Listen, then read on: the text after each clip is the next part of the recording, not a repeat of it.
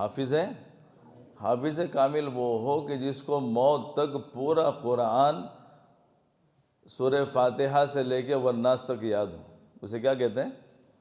حافظ کامل۔ کہ مجھے اللہ کیا بنا؟ حافظ کامل بنا، اور عالم بعمل بنا۔ عالم کیا بنا؟ عالم بعمل، کہ علم بعمل کے ساتھ۔ اس لیے عمل کی نیت سے اللہ کہنے کی بھی توفیق عطا فرمائے، اور عمل کی نیت سے اللہ تعالیٰ سننے کی بھی توفیق عطا فرمائے۔ قرآن پاک جو ہے، جس کی ماشاءاللہ ہم تو اس نے پڑھے نہیں ہیں، علماء سے سنا، اللہ والوں سے سنا، حضرت جیسوں کی صحبت سے سنا، اللہ تعالیٰ نے قرآن میں ایمان والوں کو مخاطب کیا ہے۔ حضرت علی فرمایا کرتے تھے کہ جب میرا جی چاہتا ہے میں اللہ سے بات کروں تو میں نماز میں کھڑا ہو جاتا ہوں۔ نماز بندے کی اللہ سے بات ہے۔ نماز کیا ہے؟ ارے بولو، نیند تو نہیں آ رہی آپ لوگوں کو؟ یہ تو مولوی صاحب نے بٹھا دیا میرے کو، ورنہ میں سوچا تھا کہ فجر بعد سب کے معمولات ہوں گے۔ تو نماز بندے کی اللہ سے بات چیت ہے۔ جب بندہ کھڑے ہو کے کہتا ہے الحمدللہ رب العالمین، تو اللہ جواب دیتا ہے کہ میرے بندے نے میری تعریف بیان کی۔ کیا ہے؟ اس لیے صحابہ کو اللہ سے بات کرنے اتنا مزہ آتی تھی کہ فرمایا آج کی رات قیام کی رات ہے، آج کی رات رکوع کی رات ہے، آج کی رات سجدے کی رات ہے، اور پوری رات اللہ تبارک و تعالیٰ کی عبادت میں گزر جایا کرتی تھی، کیونکہ اللہ سے بات چیت کرنے کیا آتا تھا؟ مزہ آتا تھا۔ اس لیے نماز کیا ہے؟ نماز، اس لیے فرمایا نماز مومن کی معراج ہے۔ معراج یعنی کہ بندہ نماز میں اللہ سے، اس لیے صحابہ اکرام سب سے زیادہ خوش نماز کے آنے پہ ہوئے کہ اللہ کے خزانے سے لینے کی چابی مل گئی، اور اللہ سے بات چیت کرنے کی ایک بہت بڑا ہم کو سبب مل گیا، جو کہ نماز ہے۔ اس لیے پہلی چیز فرمایا کہ نماز، یہ بندے کی بات چیت اللہ سے۔ پھر حضرت علی فرمایا کرتے تھے کہ جب میرا جی چاہتا ہے میرا اللہ مجھ سے بات کرے تو میں قرآن کھول دیتا ہوں، کیونکہ قرآن اللہ کی بندوں سے بات چیت ہے۔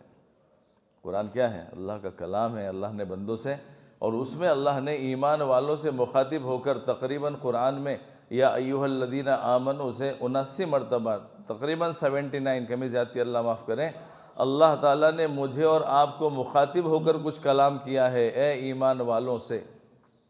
اس میں کئی بات ایسی ہے، اس میں اللہ نے تکرار کیا، اتقوا اللہ، کئی مرتبہ کہا اللہ نے کہ میرے بندو تقوی اختیار کرو۔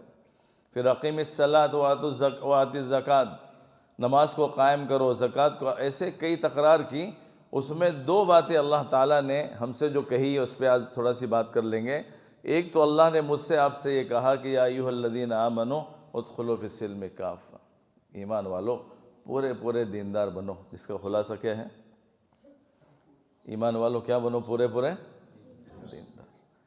اللہ کا تقاضا یہ ہے کہ ادھورے دیندار مت بنو، پورے۔ ارے بولو، ہم بھی ادھورے ڈاکٹر کے پاس جاتے ہیں؟ ارے بولو، ادھورے ٹیلر کے پاس کوئی جاتا ہے؟ ہاں بھائی، ادھورے آدمی کے پاس سے کوئی چیز نہیں لیتا کہ یہ ادھورا ہے، میرا کام کیا کر دے گا؟ خراب کر دے گا۔ ہر آدمی کامل کے پاس جانا چاہتا ہے۔ اللہ بھی چاہتے کہ میرے بندے تو ادھورا دیندار مت بن، بلکہ تو پورا دیندار بن، پورے دین میں داخل ہو جائے۔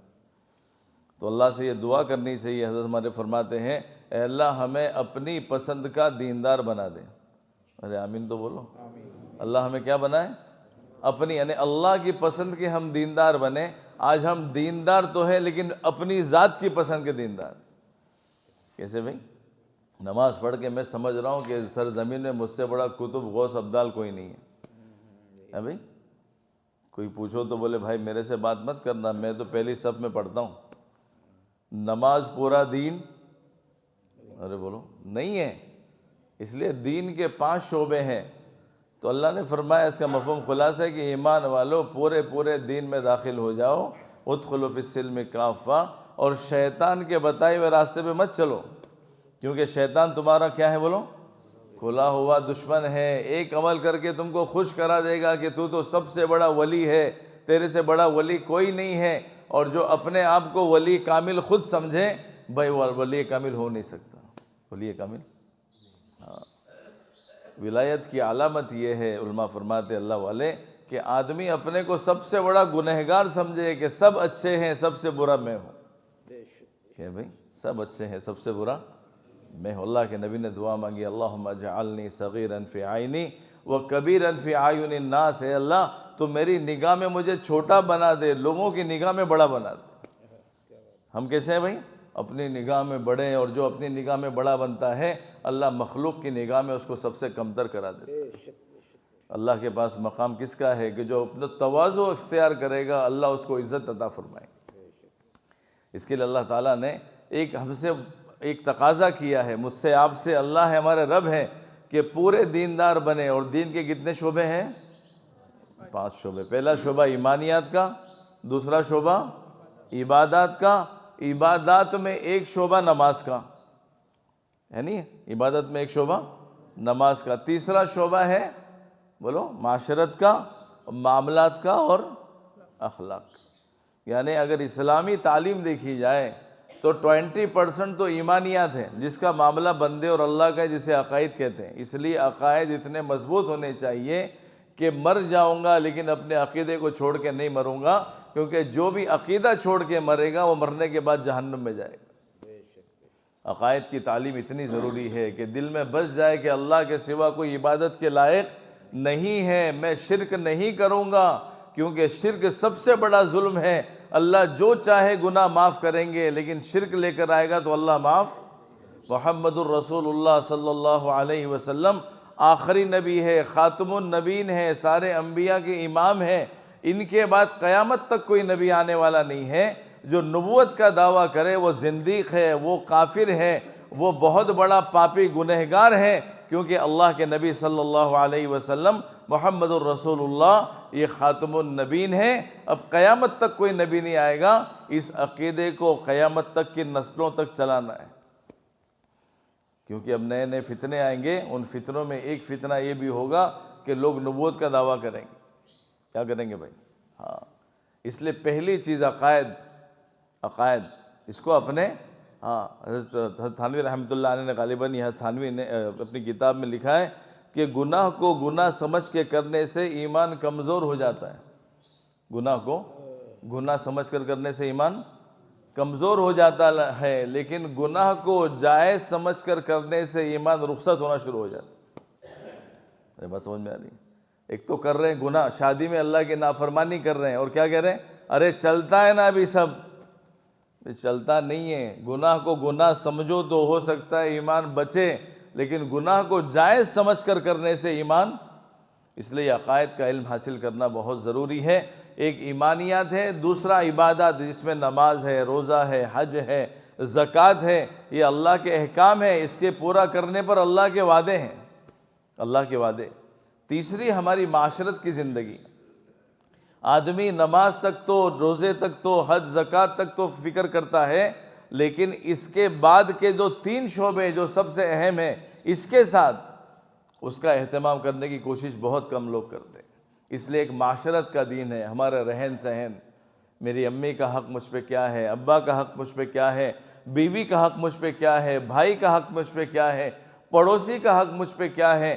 اپنے رہن سہن کو اسلامی اعتبار سے جینا اور اسلامی اعتبار سے برتنا یہ بہت ضروری ہے، ورنہ قیامت میں ساری نیکیاں دھری رہ جائیں گی اگر اس نے معاشرت کے دین کو نہیں لے کر گئے۔ اپنے معاملات کو صحیح کرنا، لین دین کا دین، اپنے معاملات، اپنے بھائی کا حق مارا ہے، اب یہ کتنے سجدے کرتا چلا جائے اور کتنے حج عمرہ کرتا چلا جائے، جب تک اس کے بھائی کا حق نہیں دے گا، اور قیامت میں جا کر اگر اللہ کے سامنے اس کے بھائی نے کیس ڈال دیا تو اپنی ساری اس کو حج اور زکوٰۃ اور نیکیاں اپنے بھائی کو دینا پڑے گی، جب جا کے اللہ اس کو معاف کریں گے۔ اگر برابر سرابر ہوگا نہیں تو وہ بھائی جس کا حق مارا اس کے گناہ اس کے سر پہ اللہ ڈالے گا۔ اس لیے اخلاق، اپنے معاملات کو صاف کرنا، لین دین کو صحیح رکھنا، اور اپنے اخلاق کو اچھا کرنا، اپنے اخلاق کو اچھا کرنا، کیونکہ اقبال نے کہا نا، یقین محکم عمل پیہم محبت فاتح علم جہاد زندگانی میں، یہ ہے مردوں کی شمشیر ہے کہ یقین ایسا مضبوط ہو کہ اللہ کے سوا دل میں کسی کا یقین نہ ہو، حضور کے طریقے میں کامیابی کے سوا دل میں کسی کا یقین نہیں ہو۔ عمل پیہم، آدمی کا عمل بتائے کہ یہ مسلمان ہے، اس کا چہرہ، اس کا چلنا، اس کا اٹھنا، اس کا بیٹھنا بتائے کہ یہ نبی کا غلام ہے، اس کی نماز بتائے کہ اللہ کا بندہ ہے، اس کی عملی زندگی دین کو پیش کریں۔ یقی محکم عمل پہ ہم محبت فاتح عالم، اس کے اخلاق ایسے ہو، اس کے معاملات اور اس کی معاشرت اور اس کے اخلاق ایسے ہو کہ سب کے دل کو یہ جیت لے۔ فرمایا یہ مسلمانوں کے دلوں کو جیتنے کے لیے سب سے اہم چیز یہ اعمال ہے۔ اس لیے اپنی پانچوں شعبوں میں دین کے لانے کی فکر کریں کہ ایمانیات بھی، عبادات، معاملات، معاشرت، اخلاق، یہ پانچوں شعبوں میں جب آدمی دیندار بنے گا اللہ کے نزدیک یہ دیندار کہلائے گا۔ اور اگر باقی ایک شعبے میں دیندار ہے اور باقی شعبوں میں زیرو ہے، یہ اپنے کو ولی کامل سمجھتا رہے، اللہ کے پاس یہ فیل ہے۔ اور دوسرا اللہ نے ایک تقاضا کیا اس میں سے، یا ایھا الذین آمنوا ان تنصروا اللہ ینصرکم ویثبت اقدامکم۔ ہر مسلمان، ہر ایمان والا، گاؤں کا ہو، دیہات کا ہو، شہر کا ہو، پڑھا لکھا ہو، کم پڑھا لکھا ہو، مالدار ہو، غریب ہو، کسان ہو یا کاروباری اور تاجر ہو، اللہ نے فرمایا اے ایمان والو، تم مسلمان ہو، اللہ کو رب جانتے ہو، ایمان والو تم اللہ کے دین کی مدد کرو، اللہ تمہاری مدد کرے گا۔ کون چاہتا ہے کہ اللہ ہماری مدد کرے؟ ارے ہر ایک آدمی چاہتا ہے نا بھائی، ہر آدمی چاہتا ہے کہ اللہ میری ہر جگہ مدد کرے۔ اللہ نے اس کے فارمولے کو ہم کو دے دیا، یا ایھا الذین آمنو، ایمان والو تم میرے دین کے مددگار بنو، میں تمہاری مدد کروں گا اور دشمنوں کے مقابلے تمہارے قدم کو جما دوں۔ اس لیے ہم سب کی یہ محنت جو ہے نا، مدارس کی محنت اور سب جگہ کی محنت کا خلاصہ کہ ہم 100% دیندار بنیں اور ہم 100% دین کے مددگار بنیں۔ کیا بنے بھائی؟ ہم 100% دیندار بنیں، ہم 100% دین کے مددگار بنیں۔ جب اللہ کی 100% مانیں گے پھر اللہ بھی ہماری 100% مانیں گے۔ صحابہ اللہ کی ماننے والے تھے، فرمایا ہاتھ اٹھاتے، ہاتھ کے نیچے آنے سے پہلے اللہ ان کی دعاؤں کو آسمان میں اٹھا لیتے۔ آج ہم اللہ کے نہیں مانتے، ہاتھ اٹھاتے ہیں تو چونکہ اللہ کو ناراض کیا، اس لیے پیر صاحب فرمایا کرتے تھے کہ بندہ ہاتھ اٹھا کے کہتا ہے اللہ تو میرا حال دیکھ، اللہ اوپر سے اعلان کرتا ہے ارے بندے تیرے اعمال دیکھ، تیرے جیسے اعمال ہوں گے اللہ کے ویسے فیصلے ہوں گے۔ اس لیے اپنی زندگی میں یہ دو صفات لانے کی میں بھی فکر کروں، آپ بھی فکر کریں۔ یہ مقصد زندگی ہے، دنیا دھوکہ ہے۔ وَمَا الْحَيَاةُ الدُّنْيَا إِلَّا مَتَاعُ الْغُرُورِ۔ میرے دادا، میرے نانا، میرے پردادا، میرے نانا، کتنوں کے ابا، کتنوں کی امی، یہ میرا گھر، یہ میرا کھیت، یہ میرا زمین، یہ میرے زیور، یہ میرے کپڑے، یہ میرا کچن، یہ میرا فرنیچر، یہ سب چھوڑ کے قبر میں چلے گئے۔ ایک دن میں اور آپ کا بھی یہ ہوگا، چاہے نہ چاہے لوگ ہم کو اندھے پہ لیں گے اور قبرستان میں جا کے پٹک دیں گے۔ اگر زندگی اچھی گزارا قبر جنت کا باغ بنے گی، اور دنیا میں ہائے رے دنیا، ہائے رے دنیا، مال نچوڑ اور گھسوٹنے میں زندگی گزار دی اور قبر کو نہیں بنایا تو قبر جہنم کا گڑھا بنے گی، وہاں سے کوئی بچانے والا نہیں۔ مقصد زندگی دنیا نہیں ہے بھائی، مقصد زندگی آخرت ہے۔ آخرت میں اللہ دنیا کے بارے میں نہیں پوچھے گا، ارے ڈاکٹر تھا تو بڑی جنت، انجینئر تھا تو بڑی جنت، بڑی زمین تھی تو بڑی جنت۔ اللہ کے پاس دنیا کا سوال نہیں، اللہ ایمان اور اعمال کو پوچھے گا۔ اگر ایمان اور اعمال بنا کر چلا گیا اللہ جنت الفردوس میں اعلیٰ مقام عطا کرتا چلا جائے گا، اور ایمان اعمال چھوڑ دیا اور بدعمالی کی زندگی گزار کے چلا گیا اللہ کو ناراض کر کے، دنیا کا بادشاہ بھی ہوگا تو قبر کے جہنم کے گڑھے میں اس کو جانا پڑے گا۔ اس لیے دوستو، دنیا میں ہم آخرت کے لیے آئے ہیں، جنت کو بنانے کے لیے آئے ہیں، جنت کو حاصل کرنے کی محنت کے لیے آئے ہیں۔ اس کے لیے دو چیزیں بہت اہم، ایک تو اپنی ذات کو 100% دیندار بنائیں، کہ جس شعبے میں دین نہیں ہے علماء سے تعلق قائم کریں، علماء سے معلومات کریں، اپنے گھر میں ایسا ماحول بنائیں ہمارے گھر میں بچہ اور ہر آدمی 100% دیندار بنے، اور میرا جذبہ اللہ کے دین کی مدد کا ہو کہ میں اللہ کے دین کا مددگار بنوں۔ کیسے میرے محلے کی مسجد آباد ہو جائے، کیسے ہر گھر کا مرد 5 وقت کی نماز کا اہتمام کرنے والا بنے، مسجد میں آ کے سجدہ کرنے والا بنے، کیسے عورتیں اپنے گھر میں نمازی بنے، قرآن کی تلاوت کرنے والی بنے، حیا اور پاک دامنی والی بنے، اللہ کے سامنے ہاتھ اٹھا کے آنسو بہانے والی بنے۔ یہ ماحول اور معاشرہ بنانے کی ذمہ داری اللہ نے ہماری دی ہے۔ ہم کوشش کریں گے، اللہ نتیجہ نکالے گا۔ اس لیے میں اور آپ یہ نیت کریں انشاءاللہ کہ انشاءاللہ 100% دیندار بننے کی بھی کوشش کریں گے، اور 100% اللہ کے دین کے مددگار بننے کی بھی کوشش کریں گے انشاءاللہ۔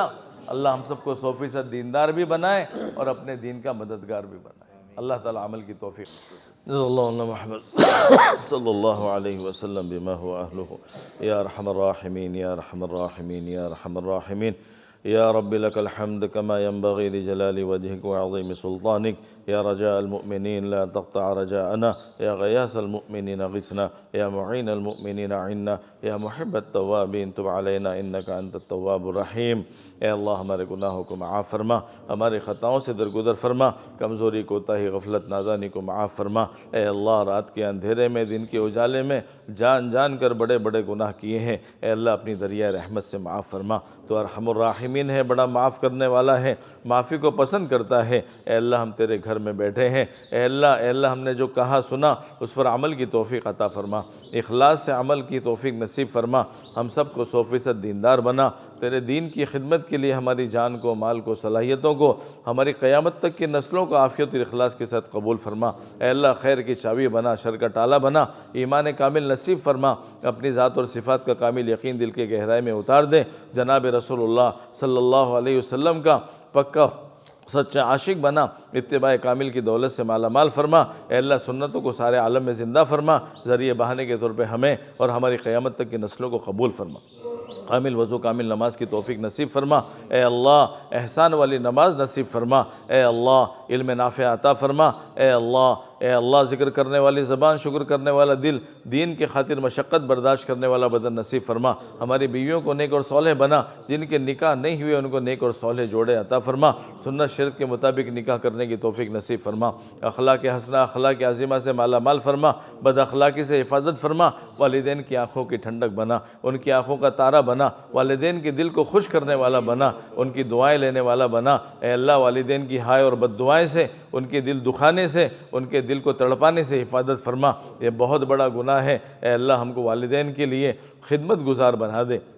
اے اللہ اچھے اخلاق عطا فرما۔ اے اللہ اخلاص کامل نصیب فرما، ریا دکھلاوے سے حفاظت فرما۔ جان اور مال آپ کی امانت ہے، اے اللہ مر گئے تو جان ختم، مال دوسرے کا ہو جائے گا، اس سے پہلے ہماری جان اور مال اور صلاحیت عافیت اور اخلاص کے ساتھ اپنے دین کی خدمت کے لیے قبول فرما۔ امت کی صلاحیتوں کو ضائع ہونے سے بچا لے، امت کی صلاحیتوں کو اپنے دین پر لگانے کی توفیق نصیب فرما۔ اے اللہ امت کو تیرے در سے جوڑ دے، تیرے گھر سے جوڑ دے، اے اللہ قرآن سے جوڑ دے، سنتوں سے جوڑ دے، اے اللہ تیرے ذکر سے جوڑ دے اور تیرے دین کی خدمت سے جوڑ دے۔ اے اللہ حضور اکرم صلی اللہ علیہ وسلم نے جتنی خیر مانگی عطا فرما، جتنے شرور سے حفاظت چاہیے حفاظت نصیب فرما۔ اس مدرسے کی اے اللہ آگے پیچھے اوپر نیچے دائیں بائیں سے ہر شریر کی شرارت، فتن کے فتنے، حاسد کی حسد سے، ہر مخلوق کے شر سے پوری حفاظت فرما۔ اپنے مقبول دین کی خدمت والے اداروں میں اس کو شامل فرما۔ ایک بچے کو دین کا داعی اور دین کا شہدائی بنا اور سارے عالم میں اس مدرسے سے خیر کے وجود میں آنے کے فیصلے فرما۔ ایک بچے کو اے اللہ بہترین نمونہ اسلام اور دین کا پیش کرنے کی توفیق نصیب فرما اور عالم میں ہدایت کی ہواؤں کو چلانے میں اے اللہ اس مدرسے کو بھی اور اس ادارے کو بھی اے اللہ اخلاص کے ساتھ اور مخلصین کے ساتھ قبول فرما۔ اے اللہ اس کے لیے معاونین اور مددگار غیب سے مہیا فرما اور جس طرح محنت کرنا، دین کا کام کرنا، پڑھنا پڑھانا تجھے پسند ہے، اے اللہ اس طرح کا نمونہ والا ادارہ اس کو بنانے کے اللہ تو فیصلے فرما۔